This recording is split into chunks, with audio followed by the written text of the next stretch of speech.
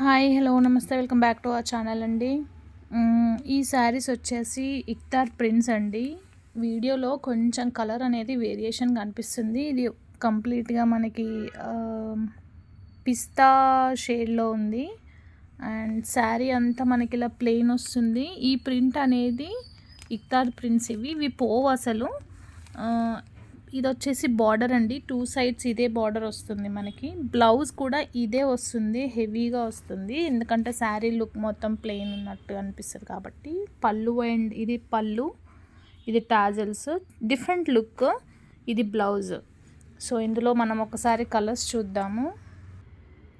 ఇదొక కలర్ అండి, ఇది నారింజ పండు కలర్ అనమాట, వీడియోలో లైట్ కనిపిస్తుంది.